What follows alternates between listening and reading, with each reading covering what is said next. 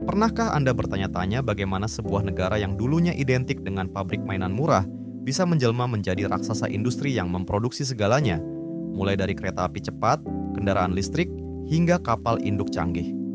Ini bukan fiksi, ini adalah kisah nyata Cina, sebuah transformasi ekonomi yang tak tertandingi dalam sejarah modern. Hanya dalam waktu sekitar 40 tahun, Cina telah menulis ulang aturan main ekonomi global. Dan hari ini, kita akan mengungkap peta jalan serta strategi kunci di balik kebangkitan luar biasa ini, pengantar dan konteks. Kisah ini dimulai pada tahun 1978 ketika Cina baru saja keluar dari periode pergolakan dan kemiskinan. Rata-rata PDB per kapita mereka saat itu hanya sekitar $156, jauh di bawah negara-negara berkembang lainnya. Namun, seorang pemimpin visioner bernama Deng Xiaoping meluncurkan kebijakan yang mengubah segalanya.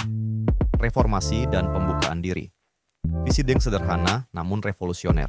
Lepaskan potensi ekonomi Cina dengan membuka diri terhadap dunia dan merangkul prinsip pasar. Fase 1.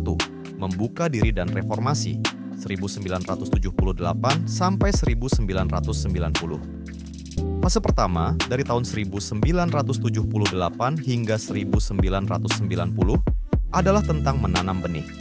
Cina fokus pada reformasi agraria, memberikan petani lebih banyak kontrol atas lahan mereka, yang langsung meningkatkan produksi pangan. Namun, langkah paling ikonik adalah pembentukan Zona Ekonomi Khusus atau SEZ. Kota-kota seperti Shenzhen, Xiamen, dan Zhuhai, yang dulunya hanyalah desa nelayan, diubah menjadi magnet bagi investasi asing langsung atau FDI.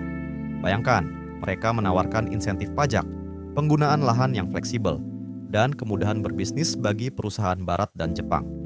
Cina memanfaatkan keunggulan tenaga kerja murah yang melimpah ruah. Mereka menjadi pusat manufaktur ringan, tekstil, mainan, perakitan elektronik. Strateginya jelas, belajar sambil mengerjakan. Perusahaan Cina belajar langsung dari mitra asing, mulai dari perakitan hingga kemudian memproduksi produk serupa. Ini adalah fondasi pertama kebangkitan mereka.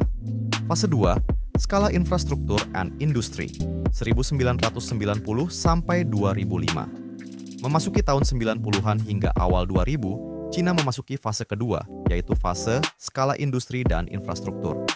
Ini adalah era investasi besar-besaran. Mereka membangun jaringan jalan raya, pelabuhan, pembangkit listrik, dan telekomunikasi yang luar biasa. Puncaknya adalah pada tahun 2001, ketika Cina resmi bergabung dengan Organisasi Perdagangan Dunia, WTO. Keanggotaan WTO membuka gerbang pasar global bagi produk-produk Cina, dan ekspor mereka meroket.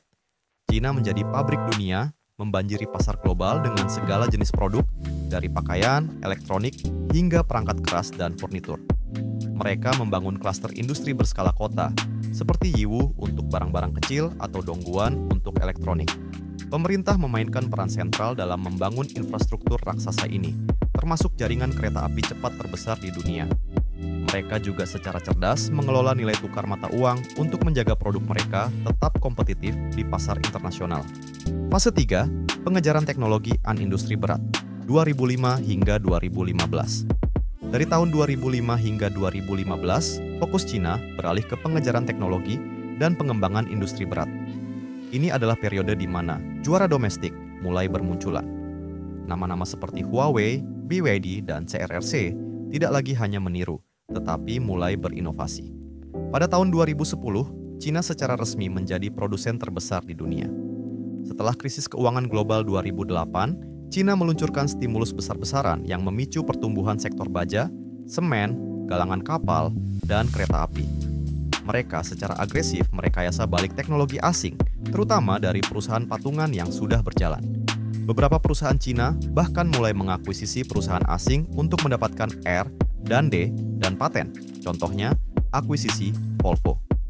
Pemerintah juga meluncurkan program teknologi nasional seperti Program 863 dan Program 973 untuk berinvestasi dalam penelitian dan pengembangan. Fase 4, dominasi inovasi dan teknologi tinggi. Dan kita tiba di fase keempat yang dimulai sekitar tahun 2015 hingga saat ini.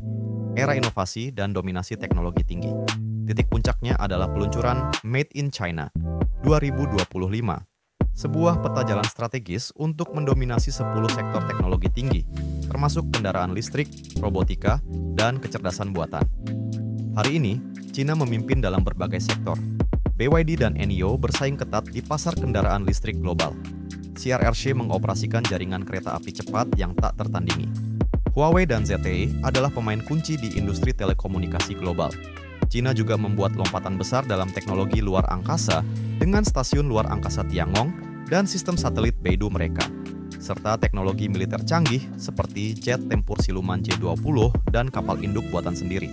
Strategi mereka kini adalah kemandirian teknologi, investasi besar-besaran dalam semikonduktor, AI, komputasi kuantum, luar angkasa, dan pertahanan.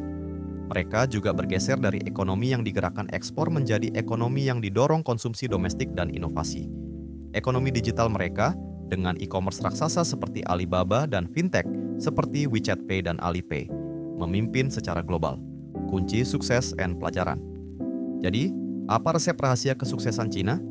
Ini bukan kebetulan, tapi hasil dari beberapa faktor kunci. Perencanaan jangka panjang.